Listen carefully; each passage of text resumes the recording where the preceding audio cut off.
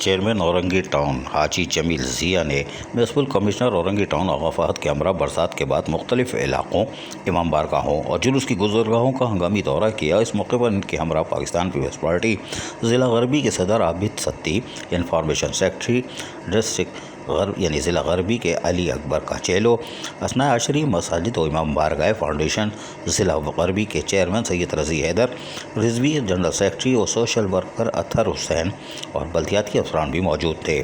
Town chairman حاجی جمیل ضیاء نے بلدیاتی افسران کو ہدایت دیتے ہوئے کہا کہ مونسون برسات کے دوران اور برسات کے بعد برساتی نالوں اور ندی نالوں، شاہراہوں اور اندرونی گلیوں اور مساجد و امام بارگاہوں، مجالس اور جلوس کی گزرگاہوں سے فوری طور پر ڈی واٹرنگ پمپس اور افرادی قوت کے ذریعے برساتی پانی کی نکاسی کے عمل کو یقینی بنایا جائے۔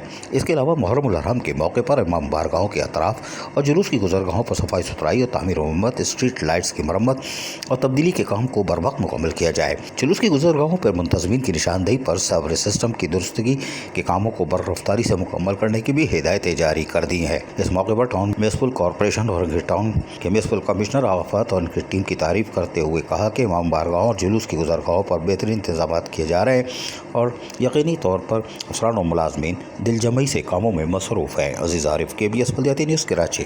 ایسی ہی خوبصورت ویڈیوز فیوچر میں حاصل کرنے کے لیے ریڈ بٹن پر کلک کر کے اور بیل آئیکن کو پریس کر کے ہم سب کے سبسکرائبر بننا مت بھولیے۔